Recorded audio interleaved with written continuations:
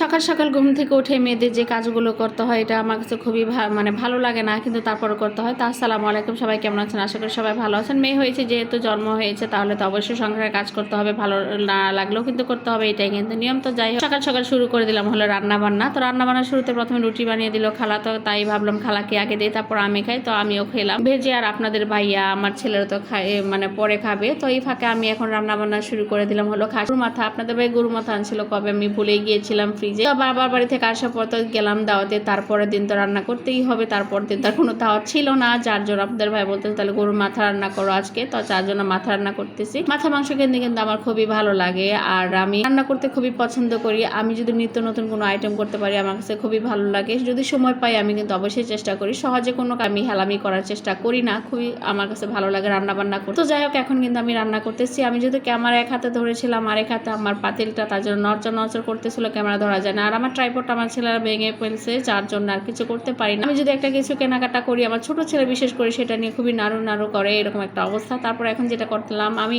সেই মাংসটা কষানোর পর আমার ছোট ছেলের জন্য জাতির মাছ রান্না করলাম, সেটা হলো জাতির পাঙ্গাস মাছ। তাকে যদি এভাবে কষিয়ে রান্না করে দিই, সে অনেক পছন্দ করে, যার জন্য ঢেঁড়স দিলাম। যেহেতু বাচ্চা, তাদেরকে একটু একটু সবজি খাওয়াতে হয়, তাদেরকে সবজি চিনাতে হয়, যার জন্য আমার ছোট ছেলের জন্য এই কাজটা করা। আমার বাসা, আমার ফ্যামিলিতে বিশেষ করে আমার ছেলে কিন্তু পাঙ্গাস মাছ অনেক পছন্দ করে। যেহেতু এখন আর আজকে পাঙ্গাস মাছ খাবে না, এটা শুধু আমার ছেলেই খাবে, পিচ্ছিটা। আর মাংস দেখলে আমার বড় ছেলেদের কোনো কথাই নেই, তারা মাছ মাংস মাংসটাই বেশি পছন্দ করে, মাছটা বেশি খেতে চায় না। খেতে ছিল পাঙ্গাসটা একটু খায় আর কি। এখন আমি এই ফাঁকে রান্না করছি, একটু তরমুজ খাচ্ছি। তরমুজ খাতে খেতে তরমুজটা খাওয়া হচ্ছে, আর তরমুজটা আমার ঘরে খুব ভালো যায়। মোটামুটি সবই কমপ্লিট করতেছি, একটু রান্না করতেছি আর খাচ্ছি। আর ভাবলাম একটু বিকালের জন্য একটু সেমাই রান্না করে ফেলি। আর সেমাইটা আমার অনেকদিন ধরে এই সেমাইটা খাওয়া হয় না। আপনাদের ভাইয়া অনেকগুলো এই সেমাই নিয়ে আসছে, আমার কেন জানি এই সেমাইটা আমার খেতে ভালো লাগে না। ছোটকাল থেকে কিন্তু আমি এই সেমাইয়ের সাথে কিন্তু আমাদের পরিচিতিটা বেশি। ছোটকাল থেকে বেশিরভাগ দেখতাম মা এরকম লুজ করে এই সেমাইটা রান্না করে, কিন্তু আমি কেন জানি এই সেমাইটা আমার কাছে ভালো লাগে না, আমি খেতে পারি না। আমার এই ভালো লাগে হলো লাচ্ছা সেমাইটা।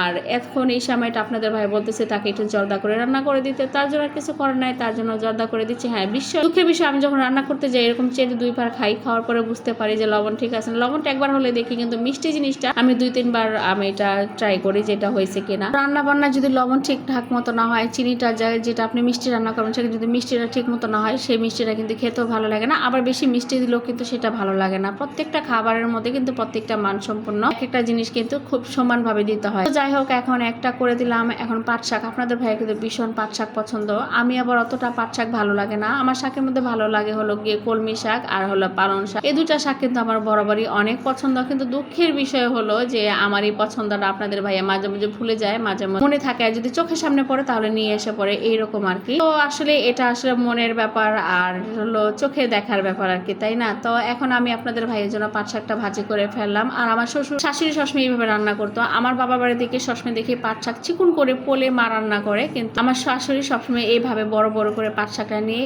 এই লাড়াচাড়া দিয়ে খুব সুন্দরভাবে উঠায় ফেলে, এইভাবে তারা খায়। চিকুন করে তা কিন্তু তারা খেতে চায় না, যার জন্য আমার চিকুন করে করাটা হয় না। কিন্তু চিকুন করে খাওয়াটা আমি খুবই মিস করি আমার মায়ের হাতের। তো বাড়িতে গেলে মা আবার চিকুন করে এইভাবে ভাজি করা আমার কাছে খুবই ভালো লাগে। তার সাথে যদি শুকনো মরিচ ডালা হয় আর তো কোনো কথাই নেই। তারপর সব শেষ করে হঠাৎ করে দেখি যে বিকাল হয়ে গেছে, তার মধ্যে এরকম পরিমাণ ঝড় শুরু হয়েছে যে হঠাৎ করে এরকম ঝড় শুরু হয়ে গেছে। আর ভাবতেছি যে এই ঝড়টা কেন বাবা বাড়ি থাকতে হলো না। আমার খুব ইচ্ছা করে আমার বাবা বাড়িতে যখন থাকে একটু বৃষ্টি হোক, ঝড় হোক, আমার সেই সময়টা ঘোরাফেরা আমার কাছে খুবই ভালো লাগে, মনে হয় যে বৃষ্টিতে একটু ঘুরতে পারবো। তার ফাঁকে এই ফাঁকে দেখি আমার ছেলে পাখি নিয়ে খেলা করতেছে, বলতেছে যে দেখো আমাদের ঘুঘুগুলো বাটাইছে। আর ঘুঘুর বাচ্চাগুলো দেখলে আমার কাছে খুবই ভালো লাগে। মাশাআল্লাহ, আমি দেখে গিয়েছিলাম যে বাড়ি যাওয়ার আগে বাচ্চাগুলো ফুটাইছে, আর আসার পর দেখি 2 দিনে মাশাআল্লাহ এতটুকু বড় হয়ে গেছে। আমার ছেলেরা ঘুঘু পাখিটা পালে, কবুতরও পালতো, কিন্তু কবুতরটা দেখা যায় খুবই নোংরা করে ফেলে, তাই কবুতরটা বিক্রি করে ফেলে। মাঝখানে আমাদের মুরগিও ছিল ভালো, সেই মুরগিগুলো কেন জানি একটার পর একটা অসুখ হয়েছিল, যার জন্য মুরগিগুলো জবাই দেওয়ার পর থেকে আর মুরগির রাশিটা নষ্ট হয়ে গেছে। তো এই হলো আমাদের ছোট্ট ঘরে ছোট্ট ছোট